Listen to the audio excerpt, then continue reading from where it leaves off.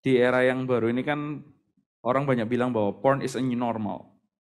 Dan bahkan that's true. Ya.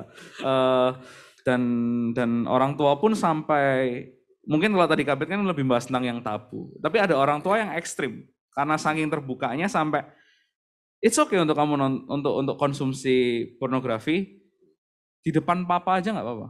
Tapi please kasih tahu jujur sama papa supaya kalau sampai kamu melakukan sesuatu yang salah, papa masih bisa backup kamu. Itu adalah kayak nggak tahu. Ini style gue, aku nggak terlalu mengikuti style parenting, tapi itu adalah salah satu hal yang hari-hari ini ditawarkan. Kalau menurut Kabit, itu realnya gimana? Anak remaja yang datang ke VJ, dia ngomong gimana maksudnya? Oh dia datang gini. Diajak nonton porno sama papanya atau dia? Oh enggak, dia ngomong gini. Papanya ngomong, kamu bebas mau ngapain aja. Jadi diizinkan gitu loh. Sangat diizinkan. Kamu mau bebas mau melakukan apa aja, tapi please satu prinsip yang paling penting, kamu harus jujur sama papa. Kalau kamu konsumsi itu atau kamu melakukan hal-hal yang tidak semestinya kamu lakukan, please ngomong sama papa. Papa nggak akan marahin kamu, papa akan sangat oke dengan itu. Bahkan kalau kamu nonton film porno depan papa barengan, it's okay. itu bagaimana Kabet? Karena itu sangat real sih. Itu bisa juga bisa begini aplikasinya juga. Oh, bukan hanya soal apa porn is the new normal, tapi misalkan kamu mau smoking weed, nggak apa-apa asal di depan papa. Kamu mau minum minuman keras, it's okay mau nyoba-nyoba kan, mau tahu aja kan. Nah itu gimana tuh Kabet dengan prinsip kayak gitu? Coba kalau kasih pertanyaan jangan yang sulit-sulit. Karena ini akan menyinggung papa-papa. Porn is new normal, exactly. Itu dunia hari ini karena itu jadi dijual ya, jadi dijual untuk hari ini. Waktu satu kali Kak Betul ini tergelitik, bahkan istilah-istilah di dalam pernikahan ya, itu dipakai anak-anak muda untuk jadi hashtag dan biasa. Misalnya ya, saya nggak tahu ya, ini boleh belak-belakan ngomong ya. Silakan Kak. Ya. Misalnya kalimat misalnya kata apa? Orgasme, ya, orgasm gitu ya. Itu adalah istilah yang dipakai di dalam pernikahan, dalam hubungan seksual, gitu kan? Ya, minta maaf ya, saya harus ngomong apa adanya. Tetapi di hashtagnya anak remaja sekarang itu bisa digabungin tuh dengan foodgasm. Nah, dapat itu ya. So sementara orang tua enggak berani misalnya itu jadi sesuatu yang tabu dan hashtag itu tagar Bapak Saudara bagi yang tahu. Tagar itu tanda pagar, jadi tanda pagar terus dikasih kata. Nah, anak-anak muda sekarang itu kalau bicara dengan itu, dengan tagar-tagar itu, istilah-istilah dan itu dibuat happening, diviralkan gitu. Saya sampai berpikir, loh berarti dia sudah tahu tuh. Sekali lagi ini saya ngomong mungkin saya minta izin dulu ya. Bicara tentang seksual tuh mereka enggak cuma ngomong bahwa seksual itu adalah kalau di sekolah itu diajarin yang laki-laki maka penisnya akan bertumbuh, yang perempuan itu payudara akan bertumbuh. Tapi sudah sampai bicara minta maaf kepada sesuatu yang sangat-sangat ya tadi kayak orgasme seperti itu dibicarakan dan dibuat wajar. Makanya apa yang disampaikan Vijay itu tolong kita tidak terlalu bereaksi orang tua, wih kok mengerikan, tidak perlu panik. Tidak perlu panik, kita yang harus menyikapi dengan benar. Artinya, pergumulan seksual anak remaja kita itu real. Ya, dulu ada, hari ini ditambah dengan kecepatan informasi yang mereka bisa dapatkan. Artinya, sekali kita mendorong untuk kita bisa menemani. Nah, kepada pertanyaan yang tadi ditanyakan, jujur saya tidak punya jawaban 100% yang tepat. Jujur, ya. Karena sekali lagi itu ada parenting. Sebagai hamba Tuhan yang punya hati atau Tuhan kasih hati untuk melayani generasi, kami hadir bukan untuk condemn family. Kami hadir bukan untuk menyerang orang tua. Ya, kami hadir menjadi partner orang tua untuk sama-sama mendidik generasi ini. Ya, bahkan saya selalu mengingatkan pada waktu saya dengan istri saya mengisi seminar parenting, kami selalu mengingatkan bahwa apa yang kami bagikan bukan menjadi condemnation bagi orang tua, jadi penghakim. Oh aku enggak bisa gitu, enggak.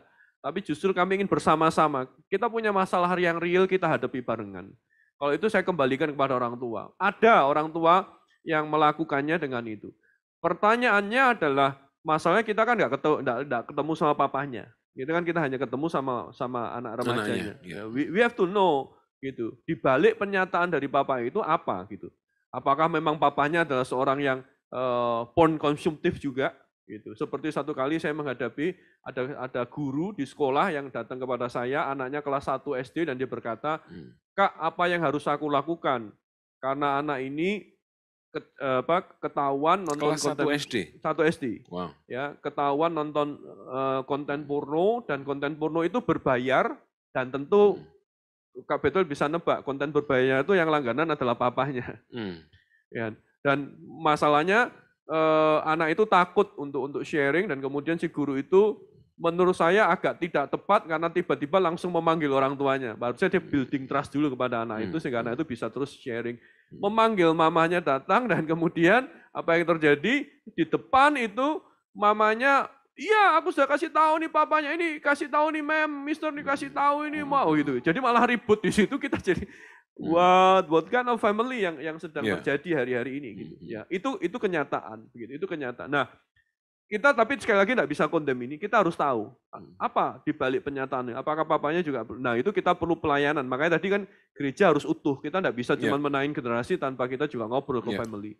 Nah, tapi kalau itu adalah style ya supaya anakku bisa siap dengan apapun juga, ya tidak ada orang. Tadi pagi saya baru ingat sekali, tadi pagi waktu di ibadah Pak Andreas katakan tidak ada orang yang kebal dengan dosa. Ya, true. Betul. Tidak ada yang kebal dosa. Nah, kalau tidak ada orang yang kebal dengan dosa, ya tidak usah di-endorse untuk berdosa. Ya kan? Kita ini loh tidak didorong aja kita gampang jatuh dalam dosa. Gitu. Kalau apalagi di-endorse, ayo tidak apa-apa, coba semua, minum, rokok dan segala macam, atau apapun lah, name it lah gitu, ya konten segala macam. Gitu. Ya, jadi ini kita perlu kita tidak bisa jawaban ABC, tapi kita perlu tahu what is the reason dari papa itu. Ya. Tetapi yang kita bisa selamatkan anak remaja itu adalah kita kejar pertanyaan-pertanyaan. Kita ajar untuk dia mengenali firman Tuhan dan dicocokkan dengan hatinya. Kalau kamu sendiri gimana? Kalau kamu sendiri gitu. Karena ada yang menarik loh Pak Winas. Menurut Pak Winas sebenarnya di dalam hidup ini ada nggak yang namanya, kan satu kali kalau kita ngomong, anak-anak jangan tonton ini, remaja jangan tonton ini, karena ini konten dewasa. Sebenarnya ada enggak sih konten dewasa ya? Satu kali Pak Benyamin Rarjo, adiknya Pak Andreas Rarjo tanya, ada enggak sih konten dewasa? Apakah yang dimaksud dengan konten dewasa itu adalah film porno yang anak-anak enggak boleh tonton, ya sesuatu yang berbau porno, anak-anak boleh tonton, terus tapi orang tua boleh. Nah, orang tua yang sudah menikah boleh nontonnya. Apakah itu disebut konten dewasa? Ada kan? Artinya dalam benaknya anak-anak bahwa ya orang dewasa juga punya permisi kok, permisif gitu, punya izin untuk nonton pornografi juga. Itu kan dia sudah ngasih value kayak gitu.